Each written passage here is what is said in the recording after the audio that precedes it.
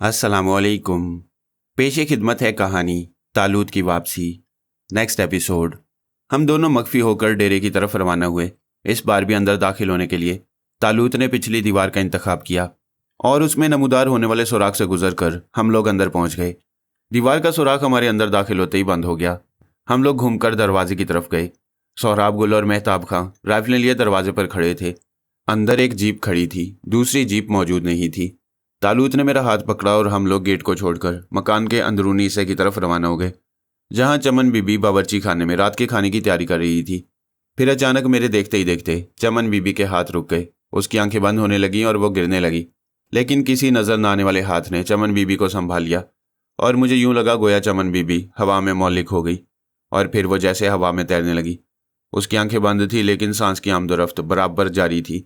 चमन बीबी का फिजा में तैरता हुआ जिस्म अंदरूनी हिस्से के एक कमरे की तरफ जाने लगा, जिसके बाहर सिर्फ कुंडी लगी हुई थी। वो कुंडी खुल गई, साथ ही दरवाज़ा भी खुल गया। कमरे में एक पलंग बिछा हुआ था। इसके अलावा जो सामान इसमें मौजूद था उससे जाहिर हो रहा था कि कोई औरत इसमें रहती है। चमन बीबी का जिस्म पलंग पर लेट गया। उसकी आंखें बदस्तूर बंद थीं। पलंग पर रखी हुई चादर को जैसे किसी अनदेखे हाथों ने उठाकर खोला और गर्दन तक चमन बीबी को चादर उड़ा दी। ये चमन बीबी का ही कमरा था। तालूत ने कमरे से बाहर निकलते हुए मुझसे चुपके से कहा, अब वो कुछ देर यहीं आराम करेगी। लेकिन वो जिंदा तो है ना? मैंने पूछा। बिल्कुल जिंदा है और जिंदा रहेगी, तालूत ने जवाब दिया। मकसद सिर्फ यह है कि उसे कुछ देर के लिए गायब कर दिया जाए। तालूत मेरा हाथ पकड़े हुए दोबारा बावर्ची खाने की तरफ लाया और एक लम्हे के लिए मैं हैरत ज़दा रह गया। चमन बीबी बावर्ची खाने में इसी तरह काम कर रही थी जिस तरह वो पहले कर रही थी। अलबत्ता फ़र्क सिर्फ इतना ज़रूर था कि अब चमन बीबी का चेहरा बिल्कुल सख्त नज़र आ रहा था। अच्छा, तो गोया ये बंदोबस्त है, मैंने आहिस्ता से तालूत से कहा। हाँ, इसका मकसद भी तुम्हें अभी थोड़ी देर में मालूम हो जाएगा। हम दोनों चमन बीबी को बावर्ची खाने में काम करता छोड़कर वहाँ से दोबारा दरवाजे की तरफ आ गए। थोड़ी देर गुजरी थी कि दरवाजे के बाहर हॉर्न बजने की आवाज़ सुनाई दी। सोहराब गुल ने लपक कर दरवाज़ा खोला। जीप अंदर दाखिल हुई। इसकी खिड़कियों पर पर्दे पड़े हुए थे। जीप वहाँ नहीं रुकी, बल्कि चलती हुई कुछ आगे जाकर रुकी, जहाँ से मकान का अंदरूनी हिस्सा करीब था। जीप की आवाज़ सुनकर चमन बीबी बावर्ची खाने का काम छोड़कर बाहर निकल आई।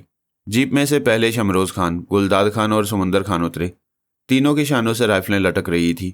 फिर उन्होंने चादर में लिपटी हुई एक औरत को जीप में से बाहर निकाला। उसने अपना चेहरा चादर में छुपा रखा था, लेकिन उसकी सिसकियों की आवाज़ साफ तौर पर सुनी जा सकती थी। शमरोज़ खान ने इशारा किया और चमन बीबी ने आगे बढ़कर औरत को संभाल लिया। वो औरत का हाथ थामकर उसी कमरे की तरफ चली जिसमें इससे पहले आयशा को और बाद में सौसी और शौकी को बंद किया गया था। शमरोज़ खान पहले कमरे के अंदर दाखिल हुआ। उसने हर जाविये से कमरे का अच्छी तरह जायजा लिया। इस दौरान चमन बीबी औरत का हाथ थामे बाहर खड़ी रही। जब शमरोज़ खान ने अपना इत्मीनान कर लिया तो उसने चमन बीबी को इशारा किया और चमन बीबी औरत को लेकर कमरे में आ गई। इसे पलंग पर बिठा दिया। इसके बाद सब लोग बाहर निकल गए। शमरोज़ खान ने एक बिल्कुल नया ताला दरवाजे में डालकर चाबी अपने पास रख ली। इसके बाद वह मकान के दूसरे हिस्से में चला गया। उसके जाने के चंद मिनट बाद ही एक शख्स जो उसके साथियों में से था, लेकिन जिसके नाम से कम अज़ कम मैं वाकिफ़ नहीं था, राइफल लिए हुआ आया और कमरे के बंद दरवाजे से टेक लगाकर बैठ गया। हिफाजती इक़दामात सख्त कर दी गई हैं, तालूत ने मेरे कान में कहा। इस शख्स का नाम नसीब खां है और ये शमरोज़ खान के साथियों में से है। इसे खसूसी पहरे पर मामूर किया गया है। नसीब खां के पोजीशन संभाल लेने के बाद चमन बीबी समेत बाकी लोग वहाँ से रुखसत हो गए। तालूत ने मेरा हाथ पकड़ा और हम लोग मकान के मर्दाने हिस्से की तरफ आ गए। वहाँ शमरोज़ खान वगैरह और एक शख्स और जो उन्हीं के साथियों में से था आपस में बातों में मसरूफ़ थे। तालूत तर्जुमानी करने लगा। सौसी और शौकी का कोई पता ना चला।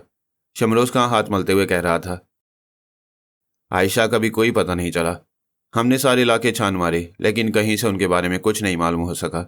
पता नहीं उन लोगों को ज़मीन खा गई या आसमान निकल गया। ना ज़मीन खा गई ना आसमान निकल गया, शमरोज़ खान, गुलदाद खान ने कहा। हमारे दुश्मन उन्हें यहाँ से उड़ा ले गए और उन्होंने किसी महफूज मुकाम पर उन्हें छुपा दिया। तुम इतनी सादा सी बात को क्यों नहीं समझते?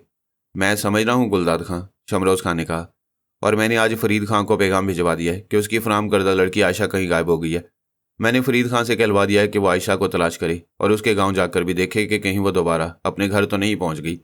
देखो अब फरीद खां की तरफ से क्या खबर मिलती है, शमरोज़ खान ने कहा। अजब जमा, उसने उस शख्स की तरफ देखते हुए कहा जिसके नाम से मैं अभी तक वाकिफ़ नहीं था। तुम कल सुबह ही अब्दुल मालिक की तरफ रवाना हो जाना और उसे इतला दे देना कि हमने उसके लिए एक और लड़की का बंदोबस्त कर लिया है जो आयशा से भी ज़्यादा खूबसूरत और कमसिन है। अगर वो चाहे तो आयशा की बजाय उसका सौदा कर सकता है। ठीक है खान, मैं कल सुबह ही रवाना हो जाऊँगा। अजब ज़मां ने जवाब दिया। तालूत ने मेरा हाथ पकड़ कर खींचा और हम इन लोगों को बातें करता छोड़कर बाहर निकल आए। सोहराब गुल और मेहताब खान दरवाजे के पास चारपाई डाले बैठे हुए थे। उनकी राइफलें उनके साथ रखी थी। बाकी लोगों को हम कमरे के अंदर छोड़ आए थे, जहाँ से दरवाजे का फासला काफ़ी ज़्यादा था। अचानक मकान के अंदरूनी हिस्से से चमन बीबी नमूदार हुई। उसका चेहरा कुछ और भी ज़्यादा सख्त नजर आ रहा था। वो तेज़ तेज़ कदमों से चलती हुई सोहराब गुल और मेहताब खां के पास पहुंची। वो दोनों उसकी ये हालत देखकर घबरा गए। ओए बगैर तो तुम लोगों को कुछ खबर भी है? क्या हुआ है? शर्म करो, उसने आंखें निकालते हुए खौफनाक लहजे में कहा। क्या हो गया खाला चमन? सोहराब गुल ने पलंग से एकदम उठते हुए कहा। तुम इस कदर गुस्से में क्यों? गालियां क्यों दे रही हो? ये बेगैरत लोग तुम्हारी बहन कलसूम जान को उठा लाए हैं और तुम यहाँ आराम से बैठे अपनी बहन का सौदा करवा रहे हो। कलसूम जान को? अब शोले सोहराब खान की आंखों से निकल रहे थे। मेहताब खां भी खड़ा हो गया। कलसूम जान को? मेहताब खां ने भारी आवाज में कहा। मेरी मंगेतर को, मेरी चचाजाद बहन को। ओए सोहराबा, उठा राइफल। इस बेगैरती से तो हमारे लिए मर जाना बेहतर है, सोहराब गुल ने राइफल उठाते हुए कहा। मेहताब खां ने भी राइफल उठा ली। दोनों ने जल्दी जल्दी राइफलें लोड की और भागते हुए दलान से गुजरकर उस कमरे में पहुंच गए जहां शमरोज खां अपने बकिया 3 साथियों के साथ बैठा हुआ था। हम दोनों ने भी उन दोनों के पीछे दौड़ लगा दी। वो दोनों आंधी और तूफान की तरह दालान को अबूर करके कमरे में दाखिल हुए। उनका यह रंग देखकर कमरे में मौजूद लोग हैरत ज़दा हो गए। सोहराब गुल और मेहताब खां की राइफलों की नालें उन लोगों की तरफ उठी हुई थी, लेकिन शमरोज खां, गुलदाद खान और समुंदर खां की राइफलें उस वक्त उनके पास नहीं थी। वह दूर कोने में रखी हुई थी। सिर्फ अजब जमां की राइफल उससे कोई 2 फुट के फासले पर पड़ी हुई थी। शमरोज खां, सोहराब गुल धाड़ा, तुमने मेरी बहन को अगवा करके मेरी इज्जत पर डाका डाला है। मैं तुम्हें मुआफ़ नहीं कर सकता। और कबल इसके कि शमरोज खां कोई जवाब दे सके, सोहराब गुल की राइफल से गोली चली और शमरोज खां के सीने में पैबस्त हो गई।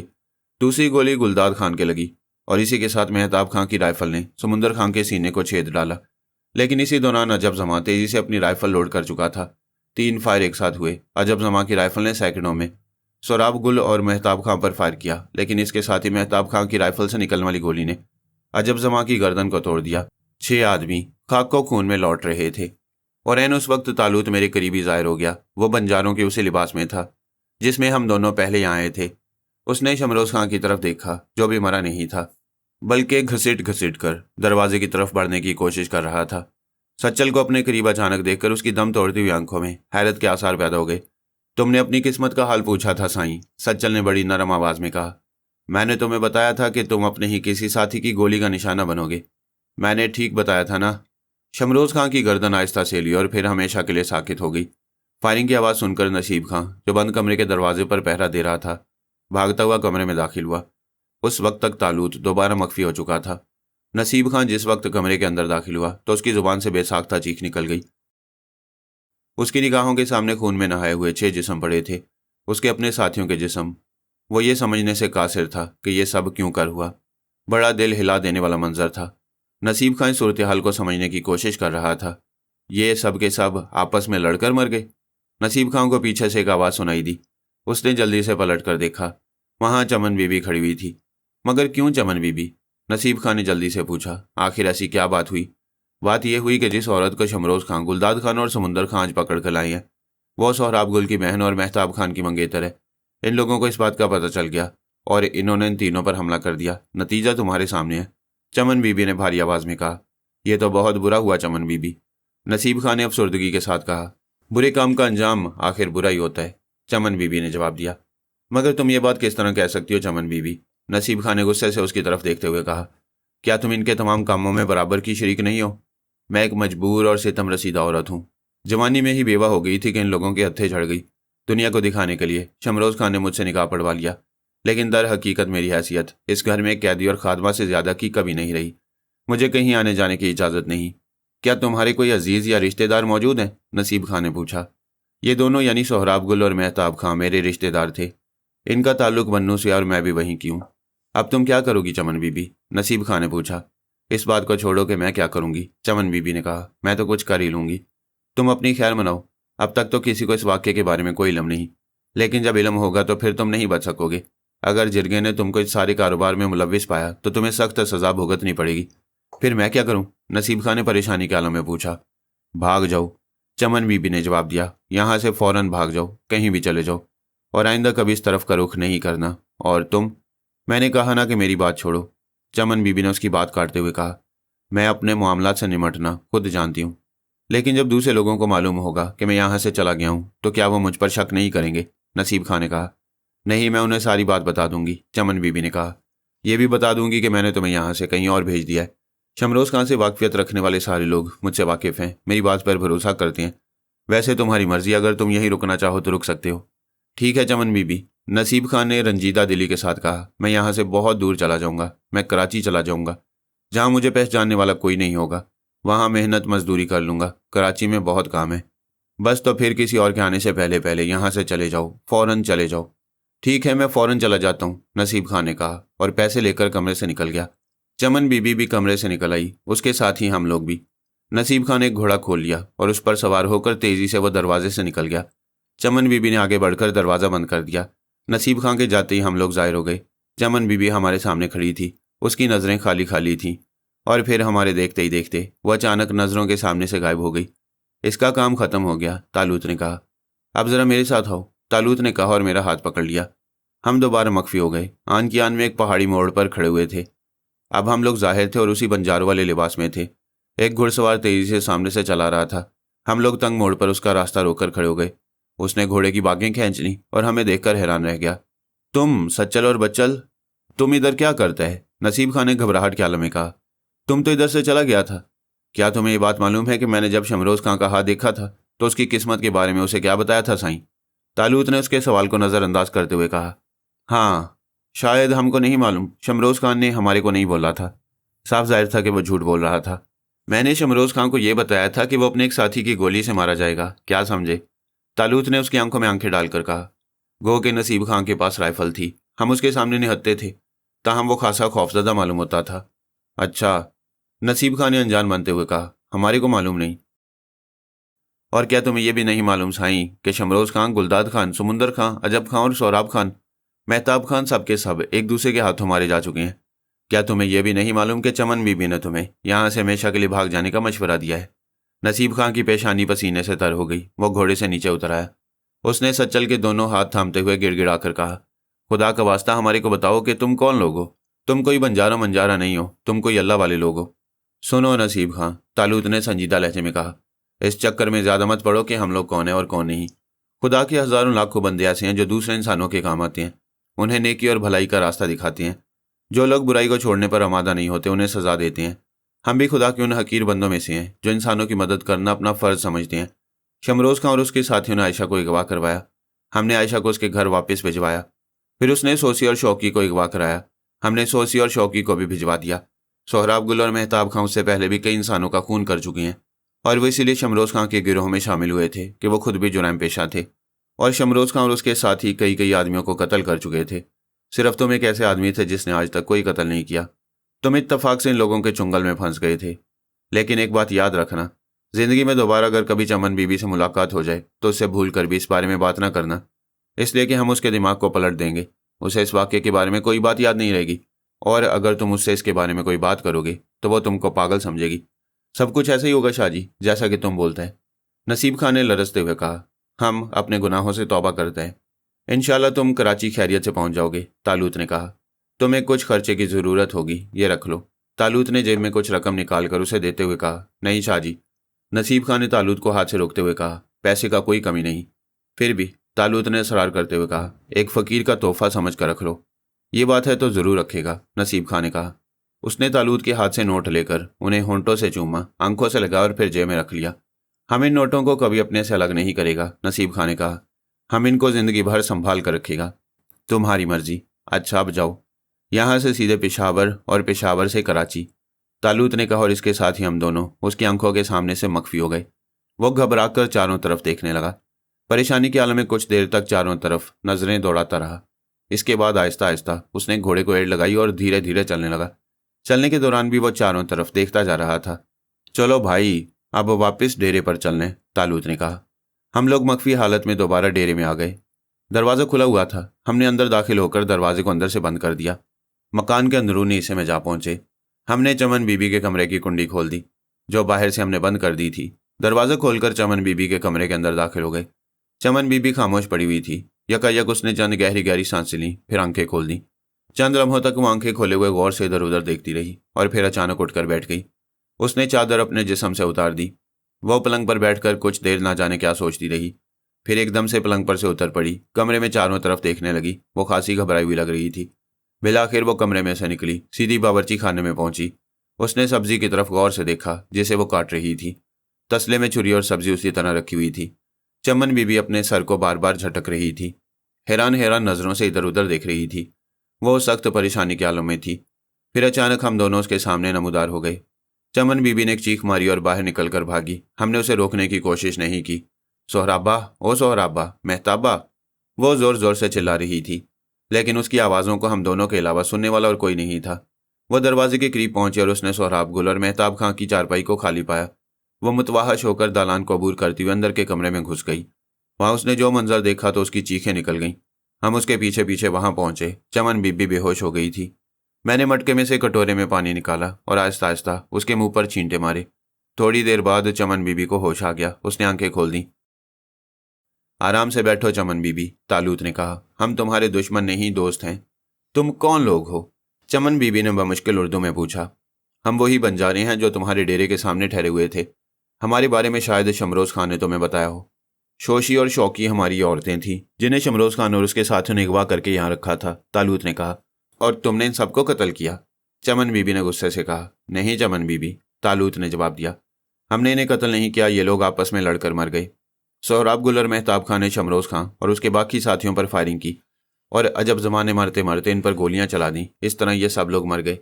مگر سہراب گل اور مہتاب خان کیوں گولی چلایا؟ چمن بی بی نے اٹک اٹک کر کہا۔ تم اس کی اصل وجہ جاننا چاہتی ہو؟ آؤ ہمارے ساتھ۔ اور وہ چل پڑا۔ میں بھی اس کے ساتھ چل پڑا۔ ہم دونوں کے پیچھے چمن بی بی چل پڑی۔ تالوت اس کمرے کے دروازے پر پہنچ کر رک گیا جس میں نئی لائی ہوئی لڑکی بند تھی۔ تالوت نے چمن بی بی کے سامنے ہی تالے کو ہاتھ لگایا۔ تالا کھٹ سے نیچے گر پڑا۔ ارے! چمن بی بی کی زبان سے بے ساختہ نکلا۔ تم چابی بغیر تالا کھولا؟ یہ معمولی بات ہے چمن بی بی، اندر جا کر دیکھو کون ہے، تالوت نے کہا۔ چمن بی بی کمرے کے اندر داخل ہوئی۔ اس کے پیچھے ہم لوگ بھی اندر داخل ہو گئے۔ چادر میں لپٹی ہوئی لڑکی پلنگ پر گٹھری بنی پڑی تھی، مسلسل رو رہی تھی۔ اس کو غور سے دیکھو اور پہچاننے کی کوشش کرو، تالوت نے چمن بی بی سے کہا۔ چمن بی بی نے بمشکل چادر اس لڑکی کے چہرے پر سے ہٹائی اور اسے غور سے دیکھنے لگی۔ تم نے اس کو پہچانا؟ تالوت نے پوچھا۔ نہیں جانتا۔ چمن بی بی کافی غور سے لڑکی کو دیکھنے کے بعد بولی۔ ایک بار پھر غور سے دیکھو، یہ لڑکی سہراب گل کی کوئی رشتہ دار تو نہیں ہے؟ سہراب گل کے نام پر لڑکی ایک دم چونک گئی اور پلنگ سے اتر کر کھڑی ہو گئی۔ وہ خوفزدہ نظروں سے ہم لوگوں کو دیکھنے لگی۔ چمن بی بی بھی سہراب گل کے نام پر چونک گئی اور دوبارہ غور سے لڑکی کے چہرے کو دیکھنے لگی۔ کلثومہ؟ اچانک چمن بی بی کی زبان سے نکلا اور لڑکی لپک کر چمن بی بی سے لپٹ گئی اور زاروں کے تار رونے لگی۔ تم چمن خالہ ہو نا؟ لڑکی نے ہچکیوں اور سسکیوں کے درمیان چمن بی بی سے پشتوں میں پوچھا۔ ہاں بیٹی، میری بچی، میری جان، تو کلثوم ہے نا، سہراب گل کی بہن؟ چمن بی بی نے دھاروں دھار روتے ہوئے کہا۔ ہاں میں کلثوم ہوں خالہ چمن۔ مگر خالہ چمن، تم بدماشوں کے اس اڈے میں کیا کر رہی ہو؟ یہ لوگ مجھے بنو سے، میرے گھر سے اغوا کر کے لائے ہیں، خدا جانے میرا کیا اشر کریں گے۔ مجھے ان کے چنگل سے بچا لو خالہ، خدا کے لیے مجھے ان کے چنگل سے بچا لو۔ تم فکر مت کرو بیٹی، وہ مر چکے ہیں۔ مر چکے ہیں؟ مگر کیسے؟ بس کسی نے انہیں ہلاک کر دیا۔ لیکن تمہارے لیے بھی ایک بری خبر ہے کلثوم۔ وہ کیا خالہ چمن بی بی؟ کلثوم نے گھبرا کر پوچھا۔ وہ یہ کہ تمہارا بھائی سہراب گل اور تمہارا منگیتر مہتاب خاں بھی مرنے والوں میں شامل ہیں۔ ہائے میرے خدا! مگر وہ لوگ یہاں کیسے آ گئے؟ کیا وہ میری تلاش میں یہاں تک آ گئے تھے؟ چمن بی بی نے اسے ساری بات بتا دی۔ یا میرے خدا، یہ کیا غضب ہو گیا، کلثوم نے روتے ہوئے کہا۔ چمن بی بی نے میری اور تالوت کی طرف باری باری دیکھا۔ کیا پوچھنا چاہتی ہو چمن بی بی؟ تالوت نے اردو میں کہا۔ سہراب گل اور مہتاب خاں کو کلثوم جاگ کے بارے میں کون بولا؟ چمن بی بی نے رک رک کر کہا۔ یہ بات ان لوگوں کو ہم نے بتائی تھی، تالوت نے کہا۔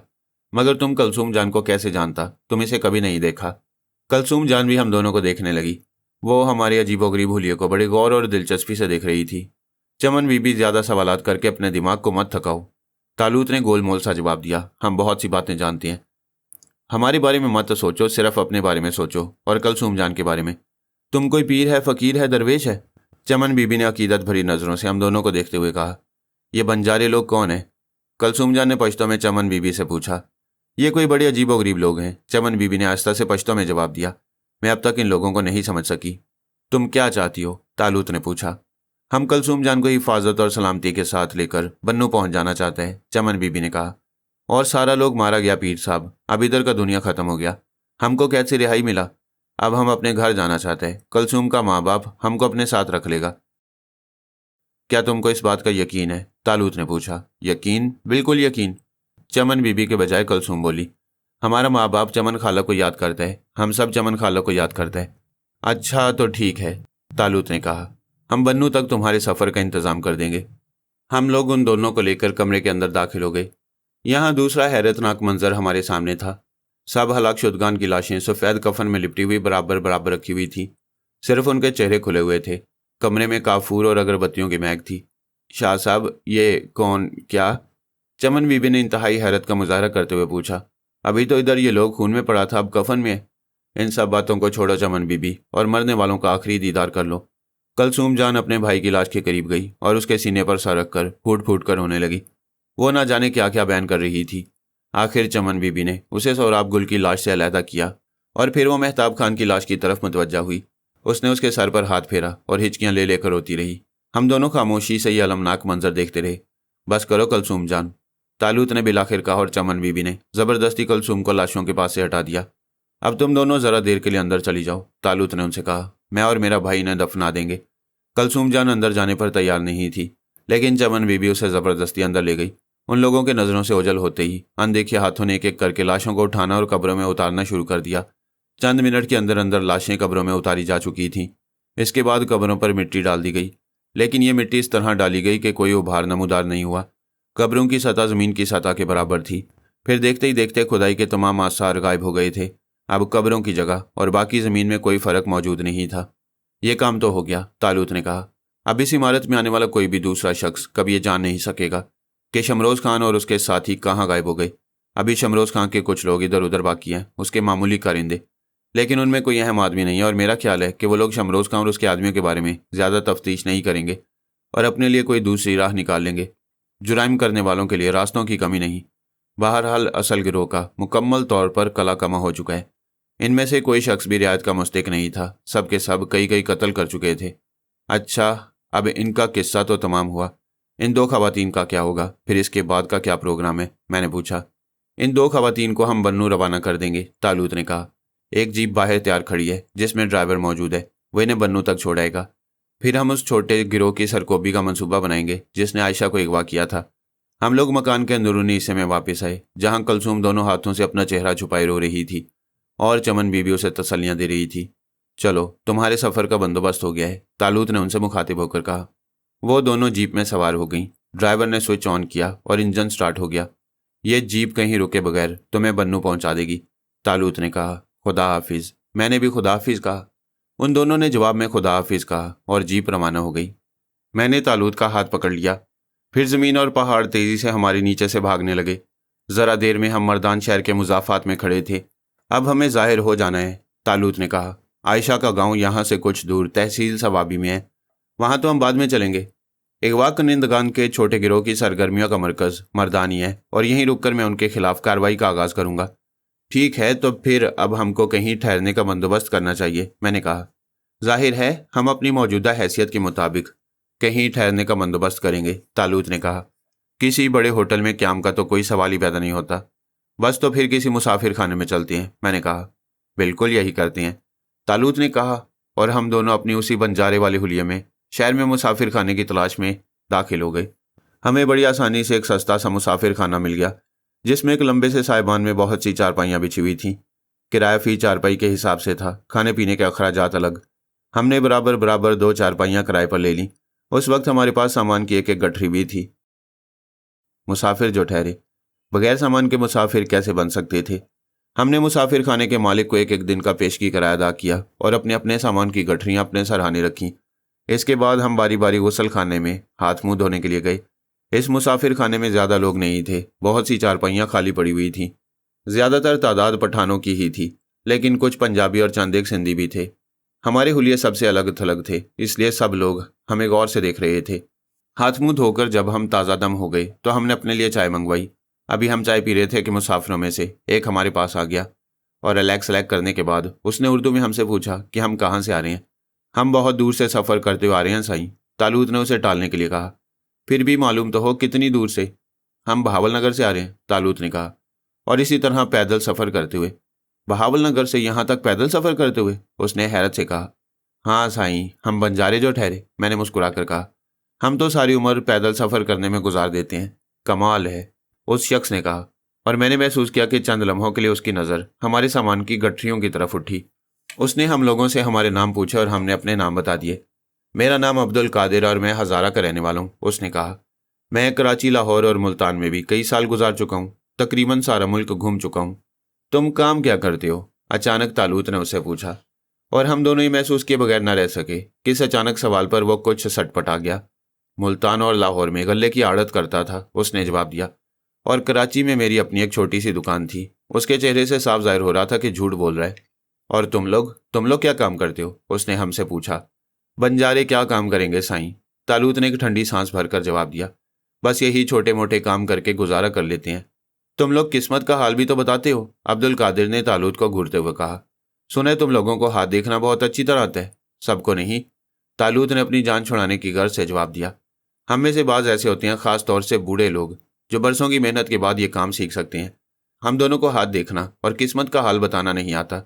یہ جو 5ویں نمبر کی چارپائی والا ہے، یہ بڑا قسمت والا ہے، عبد القادر نے ایک شخص کی طرف اشارہ کرتے ہوئے کہا، جو اپنی چارپائی پر ہماری طرف پشت کیے ہوئے لیٹا تھا۔ اچھا، طالوت نے دلچسپی کا مظاہرہ کرتے ہوئے کہا، کیسی قسمت ہے اس کی؟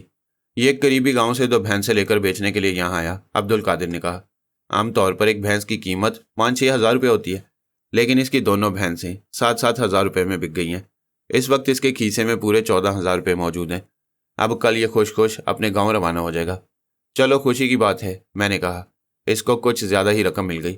عبد القادر تھوڑی دیر ہمارے پاس بیٹھ کر ادھر ادھر کی باتیں کرتا رہا، اس کے بعد چلا گیا۔ یہ کچھ ٹھیک آدمی نہیں معلوم ہوتا۔ اس کے جانے کے بعد میں نے آہستہ سے طالوت سے کہا، میرا بھی یہی خیال ہے۔ طالوت نے جواب دیا، اس کا ہمارے پاس آنا اور کرید کر یوں ہم سے سوالات کرنا خالیہ ذلت نہیں ہو سکتا۔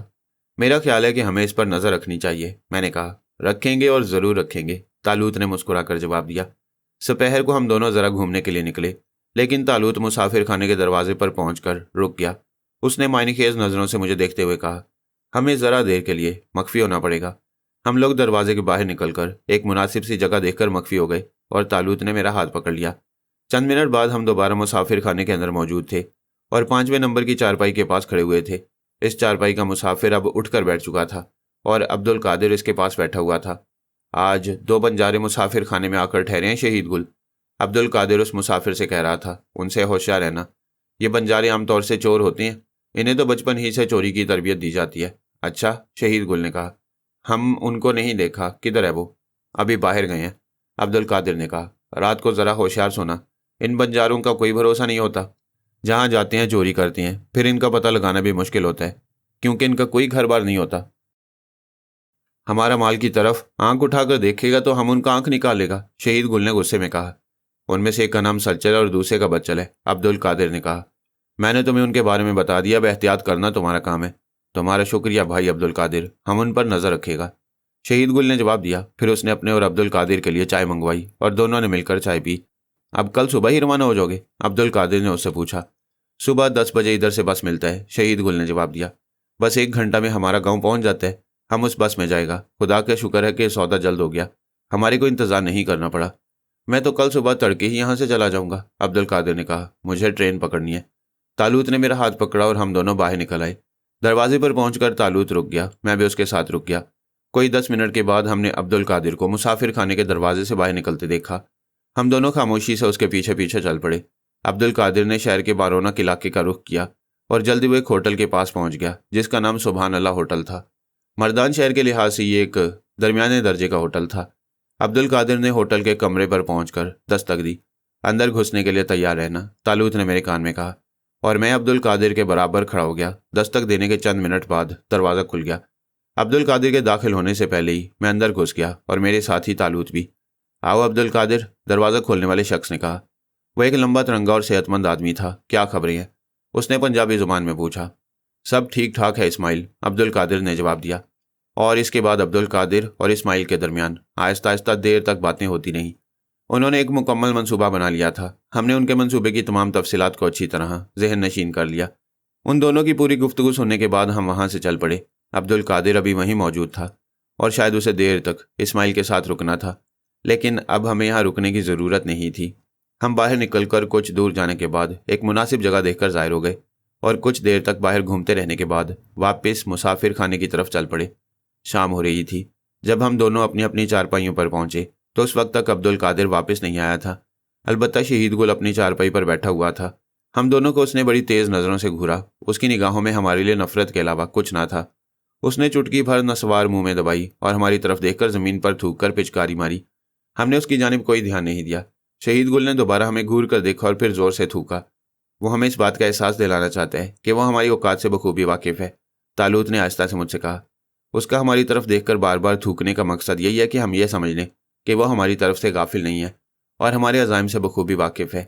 یہ گویا اس کی جانب سے ایک قسم کی تنبیہ ہے، میں نے مسکراتے ہوئے کہا۔ تھوڑی دیر بعد شہید گل اپنے پلنگ پر سے اٹھ کر باہر چلا گیا۔ جب وہ واپس آیا تو عبدالقادر بھی اسی وقت اندر داخل ہوا۔ دونوں شہید گل کی چارپائی پر ہی بیٹھ گئے اور آپس میں باتیں کرنے لگے۔ فاصلہ زیادہ اور آواز آہستہ ہونے کی وجہ سے ہم ان کی گفتگو نہیں سن سکتے تھے۔ رات کا اندھیرا پھیل چکا تھا۔ مسافر خانے کی چھت میں پھیکی زرد روشنی کے 2 نیم مردہ بلب ٹمٹما رہے تھے۔ کئی مسافر چارپائیوں پر بیٹھے ہوئے کھانا کھا رہے تھے۔ کیا خیال ہے کھانا یہی منگوا لیا جائے؟ طالوت نے مجھ سے کہا۔ جی نہیں، آپ کے لیے ایک اعلیٰ درجے کا ڈائننگ ہال موجود ہے جس میں نفیس میزیں سجی ہوئی ہیں اور سفید یونیفارم میں ملبوس انگریزی بولنے والے مہذب بہرے آپ کی خدمت پر مامور ہیں، اور ہر میز پر چھپا ہوا خوبصورت مینیو رکھا ہے، میں نے مسکراتے ہوئے کہا۔ یار سچ پوچھو تو اس طرح چارپائی پر بیٹھ کر کھانے میں جو مزہ آتا ہے وہ کچھ اور ہی ہے۔ اس کا کوئی نعم البدل نہیں، سادہ، بے تکلف اور آرام دہ۔ لیکن یہ صرف چند دن تک ہی بھلا معلوم ہوگا، میں نے ہنستے ہوئے کہا۔ جس زندگی کے ہم لوگ آتی ہیں اب زیادہ عرصے تک اس سے دور نہیں رہ سکتے۔ ہم لوگوں نے کھانا وہیں منگوا لیا اور اطمینان سے چارپائی پر بیٹھ کر کھانے لگے۔ کھانا کافی مزے کا تھا، ہم دونوں نے سیر ہو کر کھایا۔ اس کے بعد ہم پھر چہل قدمی کے لیے نکل کھڑے ہوئے۔ شہید گل اپنی چارپائی پر بیٹھا ہوا ہمیں کھا جانے والی نظروں سے دیکھ رہا تھا۔ عبدالقادر کسی اور مسافر سے باتوں میں مصروف تھا۔ ہم لوگ تھوڑی دیر تک اس چھوٹے سے شہر کی سڑکوں پر گشت کرتے رہے۔ اب بازار میں دکانیں بند ہونے لگی تھیں اور آہستہ آہستہ سناٹا چھانے لگا تھا۔ کچھ دیر بعد ہم لوگ واپس مسافر خانے میں لوٹ آئے۔ شہید گل ابھی تک جاگ رہا تھا جبکہ عبدالقادر چادر اوڑھے لیٹا تھا۔ معلوم نہیں وہ سچ مچ سو رہا تھا یا سونے کا بہانہ کر رہا تھا۔ بہرحال ہم لوگ بھی اپنے اپنے بستروں پر چلے گئے۔ شہید گل نے ایک بار پھر ہمیں گھور کر دیکھا اور زور سے زمین پر تھوک کی پچکاری ماری۔ اس کے بعد وہ لیٹ گیا۔ تھوڑی دیر میں پورے مسافر خانے میں سناٹا چھا گیا۔ مجھے بھی نیند آ گئی۔ رات کا نہ جانے کون سا پہر تھا جبکہ طالوت نے چپکے سے میرا شانہ ہلا کر جگایا۔ حسب پروگرام میں بیدار ہو گیا، لیکن اٹھ کر بیٹھا نہیں بلکہ آنکھیں نیمبا کیے لیٹے رہا۔ اور تب میں نے دیکھا کہ عبدالقادر اپنے بستر پر سے آہستگی سے اٹھا۔ اس نے چاروں طرف محتاط نظروں سے دیکھا۔ سب لوگ بے خبری کی نیند میں ڈوبے ہوئے تھے۔ طرح طرح کے خراٹوں کی آوازیں سنائی دے رہی تھیں۔ شہید گل بھی مدہوش سویا ہوا تھا۔ عبدالقادر نے اپنے تکیے کے نیچے سے ایک رومال اور ایک شیشی نکالی۔ پھر اس نے اپنا منہ کافی دور کر کے شیشی میں سے کوئی چیز رومال پر ٹپکائی اور شیشی بند کر کے دوبارہ تکیے کے نیچے رکھ دی۔ اس کے بعد وہ بڑی خاموشی سے اٹھا اور شہید گل کے بستر کے پاس پہنچ کر اس نے وہ رومال شہید گل کی ناک سے لگا دیا اور چند منٹ تک لگائے رکھا۔ اس کے بعد اس نے رومال کو اپنی جیب میں گھسیڑ دیا۔ پھر اس نے بڑے اطمینان سے بے ہوش شہید گل کے کرتے کو اوپر کھینچا۔ کرتے کے نیچے شہید گل ایک ایسی بڑی بنیان پہنے ہوئے تھا جس میں سامنے کے رخ پر 2 جیبیں تھیں اور ان جیبوں پر زپ لگی ہوئی تھی۔ دونوں جیبیں خوب پھولی ہوئی تھیں۔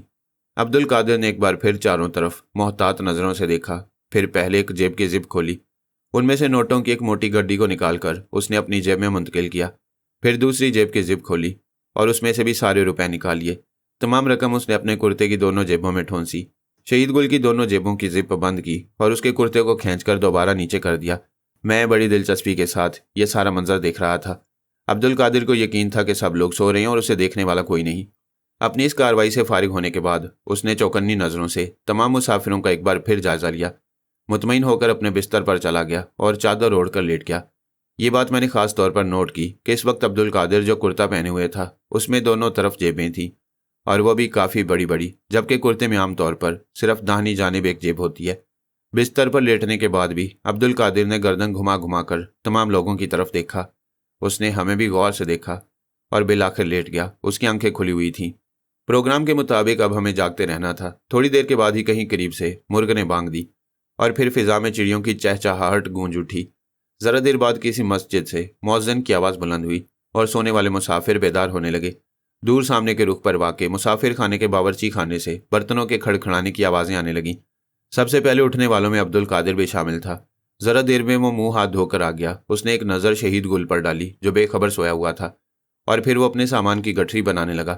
مسافر خانے کے ملازم نے اسے چائے اور کچھ توست لا کر دیے उसने चाय में डुबोकर टोस्ट खाए और मुलाजिम को कुछ रकम देकर बोला, ये लो अपना किराया और खाने के पैसे। मेरी ट्रेन का वक्त करीब है, मैं तो अब चलता हूँ। अच्छा जी, खुदा हाफिज, मुलाजिम ने कहा। खुदा हाफिज, अब्दुल कादिर ने जवाब दिया और वहां से रुखसत हो गया। उसके जाते ही हम दोनों उठकर बैठ गए। दिखा गया अपना काम, मैंने तालू से कहा। बेचारे शहीद गुल को फिलहाल तो इसने शहीद ही कर दिया, इसे अभी तकरीबन आधे घंटे तक मजीद होश नहीं आएगा, तालूत ने कहा। और जब इसे होश आएगा उस वक्त इसकी हालत का तुम बखूबी अंदाज़ा लगा सकते हो। तकरीबन पौन घंटे के बाद शहीद गुल बेदार हुआ। वो अपनी पेशानी को एक हाथ से ज़ोर ज़ोर से मल रहा था, जिससे ये जाहिर होता था कि उसके सर में दर्द हो रहा है। वो थोड़ी देर तक अपना सर दबाता रहा, फिर उसने हमारी तरफ देखा और साथ ही उसके दोनों हाथ अपने पहलुओं में कुछ टटोलने लगे। वो अपनी अंदरूनी जेबों को दबा दबा कर देख रहा था। फिर अचानक घबराकर उसने अपना कुर्ता उलट दिया और अपनी अंदरूनी जेबों का जायजा लेने लगा। जेबें बिल्कुल खाली थीं। शहीद गुल बुरी तरह चीखने चिल्लाने लगा, हम लुट गया, हम लुट गया, हमारा रकम चोरी हो गया। वो पश्तो के अलावा उर्दू में भी चीख रहा था। उसकी चीखों की आवाज़ सुनकर मुसाफिर खाने के मालिक और मुलाजिम के अलावा बकिया मुसाफिर भी उसके पास जमा हो गए। शहीद गुल ने जल्दी जल्दी उन्हें अपनी मुसीबत से आगाह किया। मुसाफिर खाने के मालिक ने फौरी तौर पर एक मुलाजिम को थाने दौड़ाया और मुसाफिर खाने का दरवाज़ा अंदर से बंद करवा के ताला लगवा दिया। अभी कोई बाहर नहीं जा सकता, मालिक ने कहा। जब पुलिस आएगी और सबकी तलाशी हो जाएगी उसके बाद बाहर जाने की इजाज़त मिलेगी। हम किसी पर इल्ज़ाम नहीं लगाते, लेकिन पुलिस के आने का इंतज़ार करना होगा। हम तलाशी देने के लिए तैयार हैं, कई मुसाफिरों ने कहा। हम दोनों दानिस्ता तौर पर खामोश रहे। तुम्हें किसी पर शक है? मुसाफिर खाने के मालिक ने शहीद गुल से पूछा। हमारे को उन दोनों पर शक है, शहीद गुल ने नफरत भरी नज़रों से हम दोनों को देखते हुए कहा। यह खुदाई ख्वार शक्ल से चोर नजर आता है। मैं और तालूत अपने तयशुदा प्रोग्राम के मुताबिक घबरा कर एक दूसरे की शक्ल देखने लगे। शहीद गुल ने हमें पश्तो में कोई भारी सी गाली दी और तेजी से हमारी तरफ लपका। हमने सहम जाने की अदाकारी की और मुसाफिर खाने के मालिक ने शहीद गुल को रोक लिया। अभी नहीं, उसने सख्ती से कहा। पुलिस को आ जाने दो, ये दोनों कहीं भाग कर नहीं जा सकते। दरवाजे में अंदर से ताला लगा हुआ है और चाबी मेरे पास है। उसने जेब में से चाबी निकालकर शहीद गुल को दिखाते हुए अपनी बात जारी रखी। अगर ये लोग चोर हैं तो पुलिस की मौजूदगी में इनके पास से रकम बरामद होनी चाहिए। और उसने भी हमें नफरत भरी निगाहों से घूरा। वो भी हमें चोर समझ रहा था, मगर ये अपना सामान इधर उधर कहीं कर देगा। शहीद गुल ने खूनी नज़रों से हमें घूरते हुए कहा। नहीं, हम सब लोग इधर ही मौजूद हैं। तुम खुद इन लोगों पर नज़र रखो और इनके सामान पर भी, लेकिन इन्हें हाथ मत लगाओ, ये गलत बात है। थोड़ी देर बाद एक मुलाजिम ने आकर बताया कि कोई दरवाजे पर दस्तक दे रहा है। मुसाफिर खाने का मालिक बाहर चला गया और शहीद गुल अपने पलंग पर बैठा हुआ पश्तो में ना जाने क्या क्या कहता रहा। इस असना में मुसाफिर खाने का मालिक वापस आ गया। उसके साथ एक एएसआई और 2 कांस्टेबल थे। ये हमें बड़ी गंदी गंदी गालियां दे रहा है, तालूत ने चुपके से मुझसे कहा। कोई शख्स अपनी जगह से ना हिले, एएसआई ने बड़ी रौनक से कहा। सब लोग दम साधे बैठे रहे। मुसाफिर खाने के मालिक ने शहीद गुल की तरफ इशारा करते हुए कहा, इसकी रकम चोरी हुई है। कितनी रकम थी? एएसआई ने पूछा। पूरे 14,000 रुपये का रकम था, शहीद गुल ने जवाब दिया। हम इधर भैंस बेचा था, उसका रकम था। तुम्हें किसी पर शक है? एएसआई ने सवाल किया। शहीद गुल ने हमारी तरफ खूंखार नज़रों से देखते हुए कहा, हमारा पूरा शक इन दोनों पर है, ये लोग चोर मालूम होता है। एएसआई ने घूरकर हम दोनों को देखा, जो बड़े सहमे हुए और खौफजदा अंदाज में अपनी चारपाइयों पर बैठे हुए थे। फिर वो अपनी छड़ी हिलाता हुआ हमारी तरफ बढ़ा। कौन हो तुम लोग? उसने कड़कते हुए लहजे में हमसे पूछा। आदमी, तालूत ने सादगी से जवाब दिया। ओए, क्या मैं नहीं देख रहा हूँ कि तुम आदमी हो या बंदर? एएसआई ने कहा। मेरा मतलब है क्या करते हो, कहाँ से आए हो? हम बंजारे हैं साईं, तालूत ने मस्कीन आवाज़ में जवाब दिया। हम तो बस एक इलाके से दूसरे इलाके में घूमते फिरते हैं। सामान कहाँ है तुम्हारा? एएसआई ने पूछा। और तुम लोगों के नाम क्या हैं? बस यही 2 गठरियाँ हम लोगों का कुल सामान है, और तो कुछ भी हमारे पास नहीं है, तालूत ने जवाब दिया। और हमारे नाम भी बता दिए। इनके सामान की तलाशी लो। एएसआई ने 2 सिपाहियों को हुक्म दिया। हमारे सामान की तलाशी ली गई, सिवाय अल्लम गलम चीज़ों के और कोई काम की चीज़ नहीं निकली। रकम का तो सवाल ही पैदा नहीं होता था। एएसआई ने हम दोनों को तेज़ नज़रों से घूरा, फिर कांस्टेबल से कहा, इनकी जामा तलाशी लो। हमारे बोसीदा और पैबंद लगे हुए लिबासों की भरपूर तलाशी ली गई। एक एक जेब, एक एक जगह छान मारी गई, लेकिन कुछ भी बरामद न हुआ। ज़रूर इन लोगों का साथी कोई बाहर होगा, शहीद गुल ने दांत पीसते हुए कहा। इन लोगों ने रकम चुरा कर उसको दे दिया होगा। एएसआई ने उसकी बात का कोई जवाब नहीं दिया और सिपाहियों को हदायत की कि बाकी मुसाफिरों के सामान की भी तलाशी लें। सब मुसाफिरों की तलाशी हुई। किसी के पास से 14,000 रुपये तो दरकिनार 1,400 रुपये भी बरामद नहीं हुए। ये सब के सब गरीब लोग थे। तुम्हें थाने चलना होगा, एएसआई ने मुझसे और तालूत से मुखातिब होते हुए कहा। बाकी बातें तुमसे वहीं चल कर होंगी। उसके अंदाजे गुफ्तगू में धमकी का अंसर शामिल था। यह कबूलेगा थानेदार, ये कबूलेगा, शहीद गुल ने कहा। जब इस पर तुम्हारा सिपाही लोग का डंडा पड़ेगा तो यह सब कुछ बता देगा। पुलिस वाले हम दोनों को थाने ले आए। हमारे साथ शहीद गुल भी था और मुसाफिर खाने का मालिक और रात को ड्यूटी पर मौजूद मुलाजिम अकबर भी, जिन्हें पुलिस वालों ने शामिल तफ्तीश कर लिया था। थाने में पहुंचकर हम लोगों को एक कमरे में ले जाया गया। बाकी लोग तो बैठ गए, लेकिन हम दोनों को खड़ा रखा गया। क्या रात को कोई आदमी मुसाफिर खाने से रुखसत भी हुआ था? एएसआई ने मुसाफिर खाने के मालिक से पूछा। रात को तो नहीं, अलबत्ता सुबह को एक आदमी गया था, मुलाजिम अकबर ने कहा। उसका नाम अब्दुल कादिर था। उसे सुबह ही सुबह ट्रेन पकड़नी थी। वो तो अच्छा आदमी था थानेदार साहब, शहीद गुल बोला। वो चोर नहीं हो सकता, चोर जरूर यही लोग हैं। तुम्हारे और कितने साथी मर्दान में मौजूद हैं? एएसआई ने हमसे एकदम यह सवाल पूछा। कोई भी नहीं साईं, तालूत ने उसी मस्कीनी से जवाब दिया। हम दोनों अकेले हैं। इससे पहले कितनी बार चोरी के इल्जाम में पकड़े जा चुके हो? कभी भी नहीं साईं, हम चोर नहीं हैं, हमने कभी चोरी नहीं की। वो तो हम अभी पता चला लेंगे, एएसआई ने कहा। ज़रा पहले साल से पूरी रिपोर्ट ले लें। इसके बाद उसने शहीद गुल से उसका नाम, बल्दियत, पता और दीगर कवायफ वगैरह पूछे। फिर वारदात के बारे में पूछा। रात को सोने से पहले रकम हमारी दोनों जेबों में मौजूद था, शहीद गुल ने कहा। लेकिन सुबह को जब हम जागा तो रकम गायब था। रात को किसी वक्त चोरी हुआ, हमारे को नहीं मालूम। थानेदार ने मुसाफिर खाने के मालिक और उसके मुलाजिम अकबर से भी काफ़ी जिरहा की और उन सब लोगों से जिरहा करने के बाद दोबारा हमारी जानिब मुतवज्जा हुआ। इस बार उसका लहजा बिल्कुल बदला हुआ था। खबीसो, उसने गाली दी। सीधी तरह बता दो कि तुमने रकम किसके हवाले की है, वरना मार मार कर चमड़ी उधेड़ दूंगा। अभी तक मैं तुमसे सीधी तरह बात कर रहा हूँ। इसके बाद मैं तुमसे बात नहीं करूंगा, बल्कि हवालदार मोहम्मद खान तुमसे बात करेगा। वह तुम जैसे लोगों से बात करने का तरीका बखूबी जानता है। आप यकीन जाने थानेदार साहब, चोरी हमने नहीं की है, मैंने बड़ी मासूमियत से कहा। शहीद गुल हम पर गलत शुबा कर रहा है। ठीक है, तुम इस तरह नहीं मानोगे, थानेदार ने कहा। मोहम्मद खान को बुलाओ, उसने एक सिपाही को हुक्म दिया। चंद मिनट के बाद मोहम्मद खान अंदर दाखिल हुआ। वो एक देव पैकर शख्स था, जिसके चेहरे पर जल्लादों की तरह भयानक मूंछें थीं और आंखें जैसे खून में डूबी हुई। उसके हाथ में एक मोटा सा डंडा था।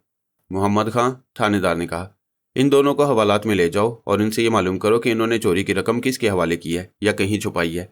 बहुत अच्छा साहब, मोहम्मद खान ने जवाब दिया। उसकी आवाज़ ऐसी थी गोया किसी खाली कनस्तर में बहुत से पत्थर खड़खड़ा रहे हों। चलो दोनों, अटेंशन, उसने डंडा लहराते हुए हम दोनों से कहा। हम दोनों ने घबरा कर एक दूसरे की तरफ देखा और तालूत ने अपने माथे से पसीने के कतरे पहुंचे। हम दोनों ने अपने चेहरों पर सख्त यतीमी तारी कर रखी थी। सुना नहीं तुमने? मोहम्मद खान गरज कर बोला। चलो मेरे साथ। और उसने तालूत का हाथ पकड़कर घसीटा। एक मिनट ठहरो, तालूत ने हकलाते हुए कहा।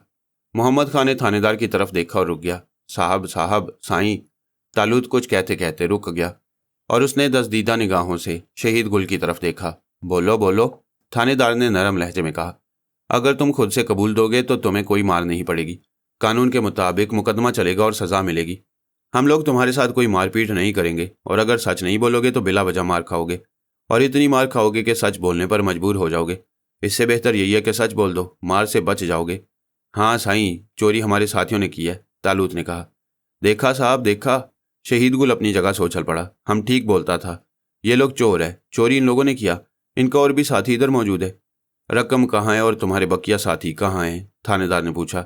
साईं, हमारे 2 साथी और हैं, तालूत ने मस्कीन लहजे में कहा। सारी रकम उन्हीं के पास है। उनमें से एक का नाम अब्दुल कादिर है और दूसरे का इस्माइल। अब्दुल कादिर भी हमारे साथ मुसाफिर खाने में ठहरा हुआ था। चोरी उसी ने की थी और हम सिर्फ इस बात की निगरानी करते रहे कि कोई देख ना ले। अब्दुल कादिर रकम लेकर सुबह ही सुबह निकल गया। अब वो और इस्माइल होटल सुभान अल्लाह के कमरा नंबर 6 में मौजूद हैं। सारी रकम एक भूरे रंग के चमड़े के छोटे से थैले में है। वह थैला इस्माइल के बिस्तर के नीचे छुपा हुआ होगा। क्या बोलता है तुम? शहीद गुल ये बातें सुनकर बौखला गया। अब्दुल कादिर तुम्हारा साथी था, वो चोर था, मगर ये कैसे हो सकता है? वो तो हमारे साथ बहुत अच्छा बात करता था। वो तो हमारे को खुद बोला कि तुम लोग बहुत चोर है। मगर चोरी हमने नहीं, खुद उसने की थी, मैंने जवाब दिया। और रकम भी हमारे पास नहीं बल्कि उसी के पास है। थानेदार ने फौरन हवालदार मोहम्मद खान को हदायत दी कि वो हम लोगों को भागने ना दे और खुद अकबर को साथ लेकर कमरे से बाहर निकल गया। हम दोनों के अलावा शहीद गुल और मुसाफिर खाने का मालिक कमरे में मौजूद थे। हवालदार मोहम्मद खान ने डंडे की जगह राइफल संभाली और दरवाजे पर पहरा दे रहा था। कोई 1 घंटे तक हम लोग इसी तरह कमरे में मौजूद रहे और इसके बाद थानेदार एक फातिहाना शान के साथ कमरे में दाखिल हुआ। अकबर और चंद सिपाही उसके साथ थे और इन लोगों के अलावा अब्दुल कादिर और इस्माइल भी थे। उन दोनों की हथकड़ियाँ लगी हुई थीं। थानेदार के हाथ में भूरे रंग का चमड़े का थैला था। अब्दुल कादिर और इस्माइल के चेहरों पर हवाइयाँ उड़ रही थीं। यही है तुम्हारे दोनों साथी? थानेदार ने हम दोनों की तरफ देखते हुए कहा। जी साईं, यही हैं, तालूत ने आहिस्ता से जवाब दिया। शहीद गुल ने गजबनाक नजरों से अब्दुल कादिर को देखा और बोला, तुम चोर का बच्चा, तुम हमारा दोस्त बना था, लानत है खुदा का तुम पर। عبد القادر کی نظریں جھکی ہوئی تھی، لیکن ان جھکی ہوئی نظروں میں بھی بے پناہ حیرت اور اضطراب تھا۔ پوری رقم برآمد ہو چکی ہے، تھانے دار نے اسماعیل کی طرف دیکھتے ہوئے کہا۔ سچل نے بالکل صحیح نشاندہی کی تھی۔ رقم کا تھیلا اسماعیل کے بستر کے نیچے موجود تھا۔ او یار عبد القادر، تم بڑا بے غیرت نکلا، شہید گل نے کہا۔ ہم تو تمہارے کو دوست سمجھا تھا، تم ہمارے ساتھ دھوکہ کیا، خدا کا لعنت ہو تم پر۔ تھانے دار نے ایک سپاہی کو ہدایت کی، ان چاروں کو حوالات میں بند کر دو، کل انہیں عدالت میں پیش کیا جائے گا۔ اور پھر وہ ضابطے کی دیگر کارروائیوں میں مصروف ہو گیا۔ تمہاری یہ رقم تمہیں کل عدالت میں واپس ملے گی، تھانے دار نے شہید گل سے کہا۔ تمہیں کل تک انتظار کرنا پڑے گا، مگر اطمینان رکھو میں تمہیں پریشان نہیں ہونے دوں گا، رقم تمہیں کل ہی واپس مل جائے گی۔ بس صاحب، بڑا مہربانی ہوگا کہ اگر کل ہی ہمارے کو فرصت مل جائے اور گاؤں میں ہمارا بال بچہ ہمارے انتظار میں ہوگا، شہید گل نے کہا۔ تم فکر مت کرو، تھانے دار نے کہا، میں ساری کارروائی مکمل کر کے تمہاری رقم واپس دلوا دوں گا، پھر ان لوگوں پر مقدمہ چلتا رہے گا۔ اس دوران ہم چاروں کو ہانک کر حوالات کی سمت لے جایا گیا اور وہاں بند کر دیا گیا۔ حوالات کی کوٹری میں صرف ہم چاروں ہی تھے۔ اندر پہنچنے کے بعد عبد القادر نے بڑی تیکھی نظروں سے ہم دونوں کو گھورا۔ تم لوگ کون ہو؟ کیا تم کوئی مخبر ہو؟ یہی سمجھ لو، طالوت نے اطمینان سے جواب دیا۔ ہم لوگ عوام کے مخبر ہیں۔ عوام کے مخبر وہ کیا ہوتے ہیں؟ عبد القادر نے حیرت سے پوچھا۔ عوام کے مخبر وہ ہوتے ہیں جو عوام کی مدد کرتے ہیں اور انہیں مشکلات اور مسائل سے نجات دلاتے ہیں، طالوت نے کہا۔ اب تم یہ دیکھو کہ تم نے ایک غریب ذمہ دار کو لوٹنے کی کوشش کی، اسے کلوروفارم سنگھا کر بے ہوش کیا اور اس کی بنیاد کی اندرونی جیبوں سے رقم نکال کر فرار ہو کر اسماعیل کے پاس ہوٹل سبحان اللہ پہنچ گئے۔ تمہارا پروگرام آج دوپہر کو یہاں سے پشاور روانہ ہو جانے کا تھا، مگر ہم نے تمہارے سارے منصوبے کو ناکام بنا دیا۔ مگر تمہیں ہمارے منصوبے کا علم کیسے ہوا؟ عبد القادر کے ساتھی اسماعیل نے حیرت سے پوچھا۔ تمہیں کس نے ہمارے بارے میں بتایا؟ کیا تم لوگ ہمیں پہلے سے جانتے ہو؟ ہم یہ جانتے ہیں کہ تم دونوں پیشہ ور ٹھگ اور چور ہو، طالوت نے بڑے سکون سے کہا۔ تم طرح طرح کے منصوبے بنا کر لوگوں کا مال لوٹتے ہو، مگر تم دونوں اتنی ہوشیاری سے کام کرتے ہو کہ آج تک پکڑے نہیں گئے۔ گزشتہ دنوں تم نے چشتیاں کے ایک ذمہ دار کے 2 گھوڑے چرائے اور انہیں آزاد علاقے میں لے جا کر فروخت کر دیا۔ اس سے پہلے تم نے صادق آباد کی ایک مالدار بیوہ کو بیوقوف بنا کر اس کے تقریباً 50,000 روپے کے زیورات ہتھیا لیے، جو تم نے کراچی کے صرافہ بازار میں لے جا کر فروخت کیے۔ اس سے پہلے تم نے بس یار سچل بس، عبد القادر نے لڑکھڑاتے ہوئے لہجے میں کہا۔ تمہیں خدا کا واسطہ اپنی زبان روک لو، نہ جانے تم کیا کیا کہہ رہے ہو، مگر اتنا تو بتاؤ میرے یار کہ تم یہ ساری کہانی کس نے بتائی؟ آخر تمہاری معلومات کا ذریعہ کیا ہے؟ بس کسی نہ کسی طرح معلومات حاصل کر ہی لیتی ہیں، طالوت نے جواب دیا۔ تو ہم لوگوں کو پکڑوانے والے تم ہی ہو، اسماعیل نے کہا۔ ظاہر ہے، طالوت نے جواب دیا۔ عبد القادر کو چوری کرتے ہوئے ہمارے علاوہ اور کسی نے نہیں دیکھا۔ شہید گل کو تو اس پر کسی قسم کا شبہ نہیں تھا، مگر تم نے اپنے آپ کو ہمارا ساتھی کیوں کہا؟ عبد القادر نے پوچھا۔ تم سیدھے طریقے سے بھی ہماری مخبری کر سکتے تھے، اب تم اپنی جان کیسے چھڑاؤ گے؟ کیا تم CID وغیرہ کے آدمی ہو؟ ہمارا CID وغیرہ سے کوئی تعلق نہیں، طالوت نے جواب دیا۔ اور جہاں تک ہماری اپنی جان چھڑانے کا تعلق ہے تو ہم اس کی پرواہ نہیں کرتے۔ زیادہ سے زیادہ یہی ہوگا کہ تمہارے ساتھ ہمیں بھی سزا ہو جائے گی، تو اس کی ہمیں پرواہ نہیں، بھگت لیں گے، مگر ہمیں یقین ہے کہ ہمیں سزا نہیں ہوگی، ہم صاف بچ نکلیں گے۔ تم یہ بات اتنے یقین سے کس طرح کہہ سکتے ہو؟ اسماعیل نے پوچھا۔ امید اور یقین پر تو دنیا قائم ہے میری جان، طالوت نے مسکراتے ہوئے کہا۔ اگر امید ہی ختم ہو جائے تو انسان زندہ کیسے رہے؟ یہ محمل جواب ان لوگوں کو مطمئن نہیں کر سکتا تھا۔ وہ دونوں ہمیں گھور کر خاموش ہو گئے۔ آخر تم اپنے بارے میں سچ کیوں نہیں بتا دیتے کہ تم لوگ کون ہو؟ اس نے پھر پوچھا۔ سنو عبد القادر اور اسماعیل، طالوت نے گہرے سنجیدہ لہجے میں کہا، ہمارا کام تمہارے جیسے لوگوں کا سر کچلنا ہے۔ ہم تمہیں بتا دیں گے کہ اگر تم نے یہ حرکتیں ترک نہ کی اور چوری اور ٹھگی کے دھندے سے باز نہیں آئے تو ہم تمہارا ایسا حشر کریں گے کہ زندگی بھر یاد کرو گے۔ اول تو پوری امید ہے کہ اس کیس میں تمہیں سزا ہو جائے گی، کیونکہ چوری کی رقم تمہارے پاس سے برآمد ہو چکی ہے اور اس بات کا ثبوت موجود ہے کہ عبد القادر صبح جبکہ زیادہ تر لوگ سو رہے تھے اٹھ کر مسافر خانے سے چلا گیا۔ تھانے دار شکور حسین ایک دیانتدار افسر ہے، وہ رشوت نہیں لیتا، اس لیے اسے اس بات کی امید نہ رکھنا کہ وہ تمہیں کچھ لے دے کے چھوڑ دے گا، اور اگر بالفرض تم کسی طرح بچ گئے تو یاد رکھو کہ ہم تمہارا پیچھا قبر تک نہیں چھوڑیں گے، تم ہماری زد سے بچ کر کہیں نہیں جا سکو گے۔ عبد القادر اور اسماعیل دونوں خاموش ہو گئے، وہ سخت حیران تھے، ہم سے مروب اور خوفزدہ بھی نظر آ رہے تھے۔ تم لوگوں نے اس کالے دھندے میں کافی رقم جمع کر لی ہے، طالوت نے اپنی بات جاری رکھتے ہوئے کہا۔ چاہو تو اسے کوئی باعزت کاروبار شروع کر سکتے ہو، نیکی اور بھلائی کے کام کرو تاکہ تمہارا اپنا ضمیر بھی مطمئن رہے۔ وہ دونوں خاموش ہو گئے اور کسی سوچ میں پڑ گئے۔ طالوت انہیں دیر تک لیکچر دیتا رہا۔ شاید تم ٹھیک ہی کہتے ہو سچل، بالآخر اسماعیل نے ایک لمبی سانس بھرتے ہوئے کہا۔ معلوم ہوتا ہے یہ لائن اب ہمیں چھوڑنی ہی پڑے گی، وہ سارا دن اور ساری رات ہم لوگوں نے حوالات میں گزاری۔ صبح جبکہ عبد القادر اور اسماعیل ابھی تک سوئے ہوئے تھے، طالوت نے مجھے جگا کر چپکے سے کہا، ہمیں آج عدالت میں صرف پیشی بھگتانی ہے، اور وہ بھی صرف اس لیے کہ شہید گل کی رقم اسے واپس مل جائے اور بعد میں مقدمہ چلتا رہے۔ عبد القادر اور اسماعیل رقم کو اپنی ملکیت ثابت نہیں کر پائیں گے۔ پیشی بھگتانے کے بعد واپسی میں ہم لوگ غائب ہو جائیں گے، بس پیشی بھگتانا ضروری ہے۔ ٹھیک ہے، میں نے جواب دیا، اس بیچارے کو اپنی رقم واپس مل جائے یہی کافی ہے۔ تھوڑی دیر میں عبد القادر اور اسماعیل بھی بیدار ہو گئے۔ بہتر ہے کہ تم عدالت کے سامنے اعتراف جرم کر لو، طالوت نے ان دونوں سے کہا، تمہارے پاس اس کے علاوہ کوئی راستہ نہیں ہے، ورنہ حوالدار محمد خاں مار مار کر تمہاری چمڑی ادھیڑ ڈالے گا، تم اس کی ضربوں سے اپنے آپ کو نہیں بچا سکو گے۔ ہم نے فیصلہ کر لیا ہے، عبد القادر نے کہا، ہم اس خوفناک شکل والے آدمی کے ہاتھوں مار کھانے کے لیے تیار نہیں ہیں۔ ٹھیک ہے، ہمیں تھوڑی بہت سزا ہو جائے گی، بھگت لیں گے، اور اس کے بعد اس دھندے کو ہمیشہ کے لیے چھوڑ دیں گے۔ تھوڑی دیر بعد ہم لوگوں کے لیے ناشتہ آ گیا، جسے ہم نے کسی نہ کسی طرح زہر مار کر لیا، اور پھر ہم سب کو ایس آئی کے کمرے میں لے جایا گیا۔ عدالت کے سامنے پیش ہونے سے پہلے تم لوگ اپنے اپنے بیان مجھے لکھواؤ۔ تھانے دار نے ہم لوگوں سے کہا، سچل اور بچل نے تو اقبال جرم کر لیا ہے، اور ہم نے ان کے بیانات لکھ لیے ہیں، اب تم دونوں کیا کہتے ہو؟ عبد القادر اور اسماعیل نے بھی اپنے جرم کا اقرار کر لیا اور ان کے بیانات لکھ لیے گئے۔ تم عقل مند لوگ معلوم ہوتے ہو، تھانے دار نے کہا۔ ہم چاروں کو عدالت میں لے جایا گیا۔ وہاں ہم لوگوں کے علاوہ شہید گل اکبر اور مسافر خانے کا مالک بھی موجود تھا۔ ملزموں کے اقبالی بیانوں کے پیش نظر اس دن کارروائی مختصر ہوئی۔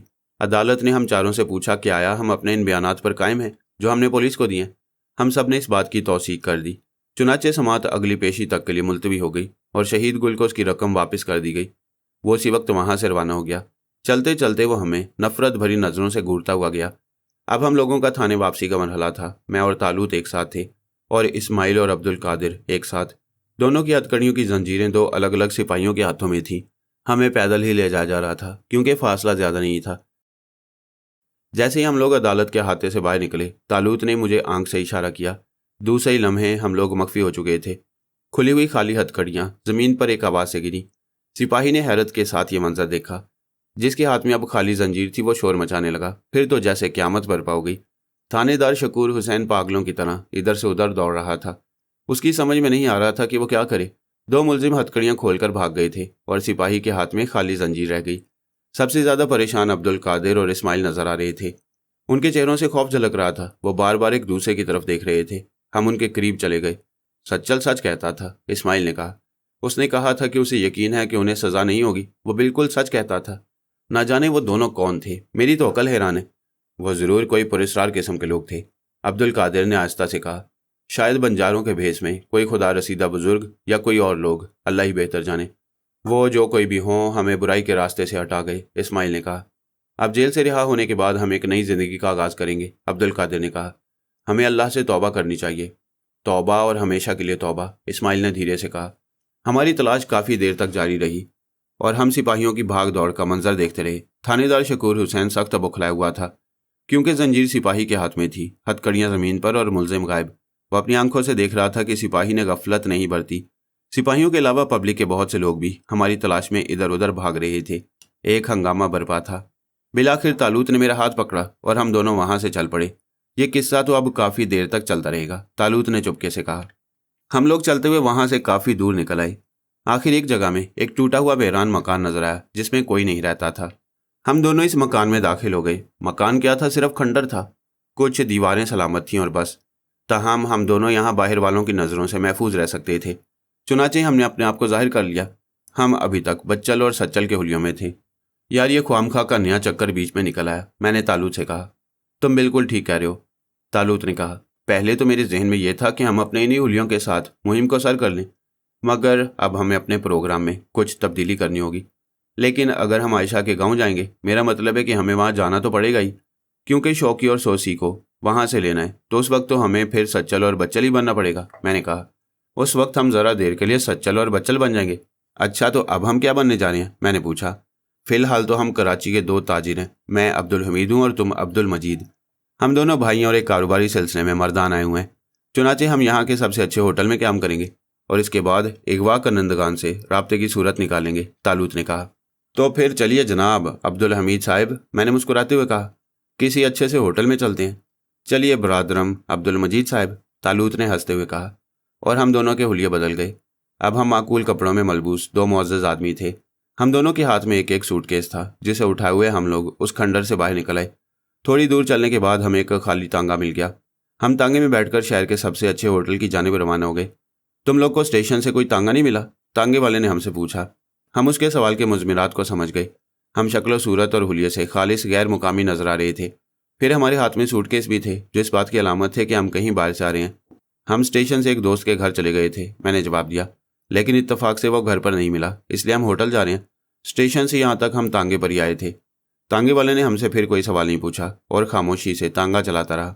लुत्फ़ की बात यह हुई कि हम लोग उसी जगह से दोबारा गुजरे जहाँ से कुछ देर पहले सच्चल और बच्चल फरार हुए थे। वहाँ अभी तक छोटी छोटी टुकड़ियों में लोग जमा थे और आपस में बातें कर रहे थे। इस मंजर को मैंने और तालूत ने एक दूसरे के साथ देखा। दोनों हौले से मुस्कुरा दिए।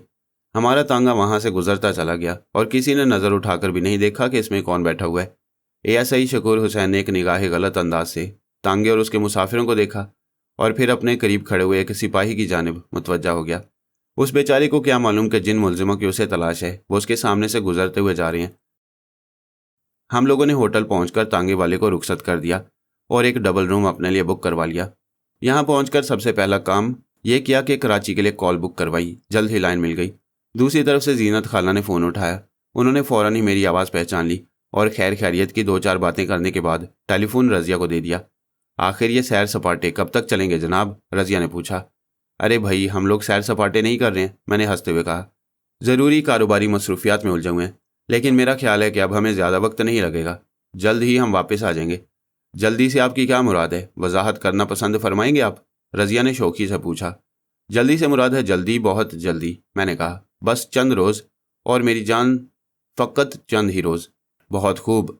फ़ोन पर भी शायरी हो रही है, रज़िया ने कहा। भला तुम्हारी आवाज़ सुनकर आदमी शेर नहीं पड़ेगा तो क्या करेगा? मैंने कहा। खैर, ज़्यादा बातें ना बनाएं आप और शकीला भाभी से बात करें, रज़िया ने कहा और फिर फ़ोन पर शकीला की तंज भरी आवाज़ सुनाई दी। कहिए, क्या हाल है आप लोगों की कारोबारी मसरूफियात का? उम्मीद है कि अब तक आप लोगों ने बहुत बिजनेस हासिल कर लिया होगा। अभी कितना बिजनेस और हासिल करना बाकी है? मैं जवाब में ज़ोर से हंसा। हाँ शकीला, अच्छा खासा बिजनेस हो चुका है, बस थोड़ा सा और बाकी है। चंद दिनों में वो भी हो जाएगा। हमारे साहब बहादुर का क्या हाल है? शकीला ने पूछा। तुम्हारे साहब बहादुर बिल्कुल ठीक हैं, मैंने जवाब दिया। खैरियत से हैं और तुम्हारी खैरियत खुदावंद करीम से नेक चाहते हैं। दीगर अहवाल ये है कि कोई ख़ास अहवाल नहीं। अब आप मेहरबानी फरमाकर रज़िया बेचारी को ज़्यादा परेशान न कीजिए, शकीला ने कहा। वो बेचारी आपके बगैर सख्त बोर हो रही है और आप हैं कि कारोबारी मसरूफियात में लगे हुए हैं। बस बहुत हो चुकी बिजनेस, जल्दी से घर वापस आएँ, वरना मैं और रज़िया भी वहीं पहुँच जाएंगे जहाँ आप लोग बिजनेस में मसरूफ़ हैं। वो ज़ोर से हंसी। ज़रूर ज़रूर, खुश आमदीद, मैंने जवाब दिया।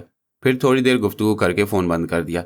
शकीला को हमारी हरकतों की नौयत का इल्म रहता है, मैंने तालूत से कहा। वैसे चुपते हुए फ़िक्रे बोलती है कि गुफ्तगू का लुत्फ़ आ जाता है। वो बड़ी आला सलाहियतों की मालिक औरत है, तालूत ने कहा। मुझे जो चीज़ उसमें सबसे ज़्यादा पसंद है वो ये कि उसमें बदगुमानी और हसद का मादा बिल्कुल नहीं। हम लोग कितने कितने लंबे अरसे तक बाहर रहे और तकरीबन 4 साल का अरसा तो ऐसा गुजरा कि उसे हमारी कोई खैर खबर ही नहीं मिली। ये भी नहीं मालूम था कि हम लोग जिंदा भी हैं या नहीं। लेकिन जिस वक्त हम लोग वापस पहुंचे तो उसके रवैये में शक का ज़रा भी अंसर नहीं था। उसने हमारी मुश्किलात और मुसाइब को पूरी तौर पर समझा और ख़ास तौर पर तुम्हारी जुर्रत और इसार की तो इतनी तारीफ़ की थी कि कुछ ना पूछो। मैंने तुम्हें सब कुछ तफसील से बताया था और अब रज़िया की जानिब उसका रवैया बिल्कुल सगी बहनों जैसा है। रज़िया के अलावा वो रज़िया के घर वालों का किस कदर ख्याल करती है, मैंने कहा। रज़िया के भाई बहनों को वो अपने भाई बहनों की तरह चाहती है और उसने रज़िया के वालिदैन के साथ हमेशा कितने एहतराम का सलूक किया है। वाकई वो एक बड़ी काबिल एहतराम औरत है। अगर ऐसा ना होता तो जाहिर है कि उसके साथ मेरा गुजारा भी नहीं हो सकता था, तालूत ने कहा। इसके बाद हम लोगों ने नहा धोकर लिबास तब्दील किया और फिर चाय मंगवाई। खाने के वक्त में अभी अच्छी खासी देर थी, चुनाचे हम लोगों ने इधर उधर की बातें शुरू कर दी और फिर खाना खाने के बाद सो गए। दोपहर को हम बेदार हुए और चाय वगैरह पीकर ताज़ा दम हो गए। इसके बाद तालूत ने मुझसे कहा कि मैं बाहर चलने के लिए तैयार हो जाऊँ। हम दोनों तैयार होकर बाहर निकले। उस वक्त बाज़ारों में अच्छी खासी रौनक हो रही थी। शहर के एक गुंजान मोहल्ले में जाकर तालूत एक पुराने तर्ज के मकान के सामने खड़ा हो गया। ये रहीम दाद का मकान है, तालूत ने कहा। बज़ाहिर वो एक शरीफ और माकूल आदमी है। मुकामी मंडी में छोटी मोटी आड़त का काम करता है। मोहल्ले वाले उसे इज्जत की नज़र से देखते हैं। किसी को कभी उससे कोई शिकायत नहीं हुई है क्योंकि उसने मोहल्ले में कभी कोई गलत हरकत नहीं की। लेकिन उसका खुफिया धंधा बुर्दा फरोशी है। इस काम में उसका पूरा गिरोह मुलविस रहता है, जो एक छोटा सा गिरोह है, चंद नफूस पर मुश्तमिल। ये बुर्दा फरोशों के बड़े गिरोह के लिए काम अंजाम देता है। आयशा को अगवा करने वाले इसी के गिरोह के आदमी है। चुनाचे अब रहीम दाद साहब से न्याज हासिल करेंगे। میں نے کہا۔ جی بالکل، طالوت نے جواب دیا اور دروازے پر دستک دی۔ ذرا دیر بعد ایک آدمی نے دروازہ کھولا۔ وہ دو اجنبیوں کو دروازے پر دیکھ کر کچھ پریشان سا ہو گیا۔ ہمیں رحیم داد سے ملنا ہے، طالوت نے بڑی نرمی سے اردو میں کہا۔ تم لوگ کون ہیں اور کدھر سے آئے ہیں؟ اس شخص نے پوچھا۔ میرا نام عبدالحمید ہے اور یہ میرا بھائی عبدالمجید ہے، طالوت نے کہا۔ ہم کوئٹہ سے آئے ہیں۔ تم کوئٹہ سے آئے؟ اس شخص نے پوچھا۔ مگر تمہارے کو ادھر کس نے بھیجا ہے؟ یہ بات تو ہم رحیم داد کو ہی بتائیں گے، طالوت نے کہا۔ ہمیں اس سے ملاقات کرنا ہے۔ ہم رحیم داد ہے، اس نے کہا۔ ایک منٹ ٹھہرو، اور وہ اندر چلا گیا۔ ذرا دیر بعد وہ دوبارہ واپس آیا اور ہم سے بولا اندر آ جاؤ۔ ہم دونوں اس کے پیچھے پیچھے اندر چلے گئے۔ وہ ہمیں دروازے کے قریب واقع ایک کمرے میں لے گیا جس میں نئی چارپائیاں بچھی ہوئی تھیں اور 2-3 لکڑی کی معمولی سی کرسیاں بھی رکھی ہوئی تھیں۔ ہم دونوں ایک چارپائی پر بیٹھ گئے۔ رحیم داد ہمارے مقابل چارپائی پر بیٹھ گیا۔ اب بولو کیا بات ہے، اس نے کہا۔ تم کو ادھر کس نے بھیجا ہے؟ تم منڈی سے کوئی مال وغیرہ خریدنا چاہتا ہے؟ نہیں، طالوت نے جواب دیا۔ ہمارا منڈی کے کاروبار سے کوئی تعلق نہیں۔ دراصل ہمیں شمروز خان نے بھیجا ہے، طالوت نے اپنی آواز بہت آہستہ کرتے ہوئے کہا۔ شمروز خان نے؟ رحیم داد کے چہرے پر ایک دم تناؤ آ گیا اور اس نے محتاط نظروں سے ہم دونوں کا بغور جائزہ لیا۔ تم شمروز خان کو کیسے جانتا ہے؟ رحیم داد نے ہمیں گھورتے ہوئے پوچھا۔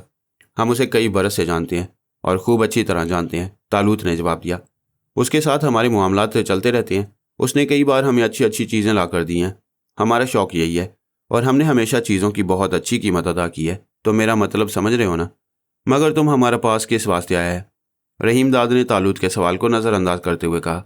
وہ اپنے طور پر پوری احتیاط کا مظاہرہ کر رہا تھا۔ طالوت نے یہ بات مجھے پہلے ہی بتا دی تھی کہ رحیم داد ابھی تک شمروز خان اور اس کے ساتھیوں کے حشر سے واقف نہیں ہو پایا۔ اوہ رحیم داد، طالوت نے اپنا سر پکڑتے ہوئے کہا۔ آخر تم بات کو سمجھنے کی کوشش کیوں نہیں کرتے؟ ہم تم کو بتلا رہے ہیں کہ شمروز خان کے ساتھ ہمارے خاص تعلقات ہیں، بہت ہی خاص، اور اس نے ہمیں تمہارے بارے میں بتایا ہے اور تمہارے پاس بھیجا ہے۔ ہم تمہارا کیا خدمت کر سکتے ہیں؟ رحیم داد نے پھر گول مول انداز اختیار کرتے ہوئے کہا۔ سنو رحیم داد، تم نے تحصیل ثوابی کے گاؤں سے عائشہ نامی جس لڑکی کو اٹھایا تھا اور شمروز خان کے آدمیوں کے حوالے کیا تھا، دراصل وہ لڑکی ہمارے لیے تھی اور ہم ہی اس کے خریدار تھے۔ لیکن جانتے ہو کیا ہوا؟ وہ لڑکی شمروز خان کے ڈیرے سے بھاگ گئی۔ بھاگ گیا؟ رحیم داد کی زبان سے بے ساختہ نکلا اور پھر شاید اسے محسوس ہوا کہ ان دو الفاظ کے ذریعے وہ ہر چیز کا اعتراف کر چکا ہے۔ وہ اچانک خاموش ہو گیا اور ہماری شکلیں غور سے دیکھنے لگا۔ ہاں رحیم داد، وہ لڑکی بھاگ گئی، طالوت نے کہا، مگر اس میں تمہارا کوئی قصور نہیں۔ ہم نے تو اپنا کام پورا کر دیا تھا اور لڑکی کو شمروز خان کے آدمیوں کے حوالے کر دیا تھا۔ اب یہ ان لوگوں کی ذمہ داری تھی کہ لڑکی کو حفاظت کے ساتھ ہم تک پہنچاتے، لیکن ہمارے پاس پہنچنے سے پہلے ہی وہ فرار ہو گئی۔ پھر اب ہم کیا کر سکتے ہیں؟ آخر رحیم داد کھل گیا۔ ہمارے کو تو اب اس کے بارے میں کوئی پتہ بھی نہیں، مگر ہمیں پتہ ہے، طالوت نے اپنا چہرہ رحیم داد کے چہرے کے قریب لے جاتے ہوئے آہستگی سے کہا۔ وہ 2 خانہ بدوش عورتوں کے ساتھ اپنے گاؤں واپس چلی گئی۔ یہ خانہ بدوش عورتیں شمروز خان کے ڈیرے کے سامنے ٹھہری ہوئی تھیں۔ شاید انہی کی اور ان کے آدمیوں کی مدد سے عائشہ فرار ہوئی ہے۔ خانہ بدوش کہیں اور چلے گئے ہیں۔ انہوں نے اپنی عورتوں کو عائشہ کے پاس اس کے گاؤں میں چھوڑ رکھا ہے۔ کچھ دنوں کے بعد خانہ بدوش واپس آئیں گے اور اپنی عورتوں کو واپس لے جائیں گے۔ ہم یہ چاہتے ہیں کہ نہ صرف عائشہ ہمیں واپس مل جائے، بلکہ اس کے ساتھ ہی وہ دونوں خانہ بدوش عورتیں بھی ہمارے ہاتھ لگ جائیں۔ ہم نے اس بارے میں شمروز خان سے بات کی تھی اور اس نے تمہارا نام اور پتہ دے کر ہمیں تمہارے پاس بھیجا ہے۔ مگر تمہارے کو اس سارا بات کا پتہ کیسے چلا؟ رحیم داد نے کہا۔ خدا معلوم یہ بات صحیح بھی ہے یا نہیں۔ یہ بات بالکل صحیح ہے رحیم داد، طالوت نے جواب دیا۔ ہم نے اپنے آدمیوں کے ذریعے ساری صحیح معلومات حاصل کی ہیں۔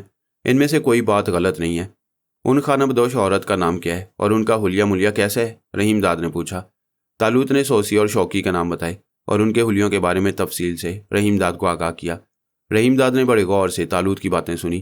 ٹھیک ہے، بالآخر رحیم داد نے کہا، ہم تمہارا کام کے لیے کوشش کرے گا، مگر تمہارے کو پتہ ہے کہ ایک بار دھوکہ کھانے کے بعد آدمی ہوشیار ہو جاتا ہے۔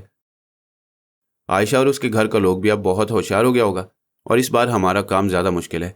ہم اس بات کو اچھی طرح سمجھتے ہیں، طالوت نے جواب دیا، اور اسی لیے تمہیں بتانا چاہتے ہیں کہ روپے پیسے کی فکر مت کرو۔ پھر تم ایک عورت کا نہیں 3 عورت کا بات کرتا ہے۔ ہم کوئی وعدہ نہیں کرتا، ایک ہی گھر سے 3 عورت لوگ کو اٹھانا بہت مشکل کام ہے، پھر بھی ہم کوشش کرے گا۔ مگر ہمارے کو یہ بتاؤ کہ تم کو سب سے زیادہ ضرورت کس کا ہے، عائشہ کا یا خانہ بدوش عورتوں کا؟ رحیم داد نے پوچھا۔ ہمیں سب سے زیادہ ضرورت عائشہ کی ہے، طالوت نے کہا۔ اسے ہم ہر قیمت پر حاصل کرنا چاہتے ہیں۔ خانہ بدوش عورتیں اگر نہ بھی مل سکیں تو کوئی بات نہیں، یا ان دونوں میں سے کوئی ایک بھی مل جائے تو بھی ٹھیک ہے۔ ہم تمہیں منہ مانگی رقم دینے کے لیے تیار ہیں۔ کتنا پیسہ دے گا تم؟ رحیم داد نے پوچھا۔ عائشہ کے لیے ہم تمہیں 50,000 روپے دے سکتے ہیں اور دونوں خانہ بدوش عورتوں کے لیے 40,000۔ तालूत ने जवाब दिया। तुम्हारा मतलब है एक खाना बदोश औरत का 40,000? रहीम दाद ने वजाहत चाही। हाँ, तालूत ने जवाब दिया। रहीम दाद एक बार फिर हम लोगों को गौर से देखने लगा। इतनी बड़ी रकम की बात सुनकर यकीनन उसका दिमाग चकरा गया होगा। उसे शायद हमारी बात का यकीन नहीं आ रहा था। तुम हमारा साथ मजाक तो नहीं करता? उसने कहा। इसमें मजाक की कोई बात नहीं रहीम दाद, तालूत ने कहा। और फिर उसने अपनी जेब से 10,000 रुपये निकाल कर रहीम दाद के बराबर चारपाई पर रख लिए। रहीम दाद रकम गिनने में मसरूफ हो गया। उसके चेहरे पर मिले जुले तासुरात थे। अभी हम तुमको एक बात बोल देते हैं, रहीम खान ने कहा, और वो ये कि हम किसी भी लड़की को इधर मर्दान में लेकर नहीं आएगा। ये खतरे वाला काम है। आयशा एक मर्तबा भाग चुका है। अगर उसने फिर कोई गड़बड़ कर दिया तो हमारा वास्ते बड़ा मुश्किल होगा। फिर तुम उसे या उसके साथ बाकी लड़कियों को कहाँ हमारे वाले कर सकते हो? तालूत ने पूछा। अभी अगर तुम बोलो तो हम उसको शमरोज़ खां के डेरे पर पहुंचा दे, या तुम बोलो तो पेशावर में शमरोज़ खां के किसी और आदमी के हवाले कर दे। फिर तुम अपनी जिम्मेदारी पर कोयटा ले जाओ। तुम उसे खुद लेकर कोयटा नहीं आ सकते? तालूत ने सवाल किया। नहीं, रहीम दाद ने जवाब दिया। ये हमारा वास्ते मुश्किल काम होगा। हम कोयटा तक उसे लेकर नहीं आ सकता। ठीक है, फिर तुम यूं करो कि उसे 4 सद्दा ले आओ, तालूत ने जवाब दिया। हम ये नहीं चाहते कि वो लड़की या लड़कियां दोबारा शमरोज़ खां के डेरे की तरफ जाएं। 4 सद्दा में हमारा एक दोस्त मौजूद है। मैं तुम्हें उसका नाम और पता दे देता हूँ। हम लोग यहाँ से 4 सद्दा चले जाएंगे और उस वक्त तक तुम्हारा इंतज़ार करेंगे जब तक कि तुम काम पूरा ना कर लो या हमें अपने बारे में कोई इतला ना दे दो। ये ठीक रहेगा? तुम उन्हें 4 सद्दा ला सकते हो? हाँ, हम 4 सद्दा ला सकते हैं, रहीम दाद ने कहा। तुम हमारे को आदमी का नाम और पता बता दो। तालूत ने रहीम दाद को 4 सद्दा के किसी आदमी का नाम और पता बता दिया। रहीम खान ने नाम और पता दोहराया और कहा कि अब ये सब उसे याद रहेगा। अगर तुम पढ़ लिख सकते हो तो इसे कहीं लिख लो, तालूत ने उसे मशवरा दिया। हम थोड़ा थोड़ा लिख पढ़ सकते हैं, लेकिन हमारे लिखने का ज़रूरत नहीं है, रहीम दाद ने कहा। हम इसको याद रखेगा। अच्छी बात है, तो फिर हम अब चलते हैं, तालूत ने उठते हुए कहा। नहीं नहीं, अभी ज़रा देर बैठो, रहीम दाद ने असरार करते हुए कहा। हम तुम्हारा वास्ते चाय लाते हैं। हम लोगों के बहुत मना करने के बावजूद रहीम दाद नहीं माना और हमें कमरे में छोड़कर खुद अंदर चला गया। चंद मिनट के बाद वो वापस आ गया और हमारे साथ बैठ गया। तुम लोग इधर किधर ठहरे? उसने पूछा। तालूत ने उसे होटल का नाम और कमरे का नंबर बता दिया। ठीक है, रहीम दाद ने कहा। हम कल आयशा के गांव जाने का पूरा इंतज़ाम कर लेगा। हमारे को कुछ और आदमियों को अपने साथ ले जाना होगा। कल तक हम सारा बंदोबस्त कर लेगा और फिर कल शाम को तुम्हारा होटल में आकर तुमसे मुलाकात करेगा। तुम्हारे को अब हमारे घर आने की ज़रूरत नहीं है। ठीक है, तालूत ने कहा। हम कल शाम को तुम्हारा इंतज़ार करेंगे। इस हसना में एक 12-13 साल का लड़का अंदर से चाय की 3 प्यालियाँ और उनके साथ एक केतली लेकर आ गया। उसने बगैर कुछ कहे सुने केतली और प्यालियाँ पलंग पर रख दी और वापस चल दिया। रहीम दाद ने प्यालियों में चाय उंडेल ली और हमें पेश की। हम तीनों चाय पीने लगे। अगर शमरोज़ खां अपना किसी आदमी को तुम्हारे साथ भेज देता तो अच्छा होता, रहीम खान ने कहा। या वो हमारे को पहले से बता देता कि तुम लोग आने वाला है। इस तरह हमारे को तुम्हें पहचानने में दिक्कत ना होता। हमने भी शमरोज़ खां से ये बात कही थी, मैंने सारी गुफ्तगू में पहली मर्तबा बोलते हुए कहा। लेकिन बात यह है कि शमरोज़ खां के सारे आदमी मसरूफ़ थे। कोई आदमी खाली नहीं था जिसे वह हमारे साथ तुम्हारे पास भेज सकता। इसलिए उसने हमें तुम्हारा नाम और पता बताकर तुम्हारे पास भेज दिया। शमरोज़ खां हमारा पुराना दोस्त है, रहीम दाद ने कहा। हम उसके लिए बहुत काम किया। वो हमारा काम को बहुत पसंद करता है। वो हमारा भी पुराना दोस्त है, मैंने कहा। तुम उसके लिए काम करते रहे और वो हमारे लिए काम करता रहे। मैं और तालूत दोनों हंसने लगे। रहीम दाद भी हमारी हंसी में शरीक हो गया। चाय ख़त्म करके हम दोनों वहाँ से रवाना हो गए। रास्ते में मैंने तालूत से पूछा, ये तुमने 4 सद्दा में किसका नाम और पता रहीम दाद को दिया है? वो मुनशियात का एक स्मगलर है, तालूत ने जवाब दिया। लेकिन इससे कोई फ़र्क नहीं पड़ता क्योंकि ज़ाहिर के रहीम दाद के 4 सद्दा तक जाने की नौबत ही नहीं आएगी। 10,000 की ये रकम जो हमसे रहीम दाद ने वसूल की है, इसे शायद महंगी पड़ेगी, मैंने कहा। शायद नहीं, यकीनन, तालूत ने जवाब दिया। इसे भी और इसके शैतान सिफ्त साथियों को भी। दूसरे दिन शाम को रहीम दाद हमसे मिलने हमारे होटल आया। उसने बताया कि वो अगले दिन सुबह को अपने मिशन पर रवाना हो रहे और हमें मशवरा दिया कि हम 4 सद्दा पहुंचकर उसका इंतज़ार करें, और ये कि वो जब भी हमारे दोस्त के घर 4 सद्दा आएगा रात के वक्त आएगा। चुनाचे हम रात में लड़कियों की हिफाजत का बंदोबस्त रखें। हमने उसे यकीन दिलाया कि हमारी तरफ से तमाम इंतज़ामात मुकम्मल होंगे। हमने रहीम दाद की चाय वगैरह से बहुत अच्छी तरह तवाज़े की। वो खुशी खुशी वहाँ से वापस गया। आज की रात हमारे इस होटल में क्या मोर है, तालूत ने कहा। कल तो हम रहीम दाद के साथ होंगे।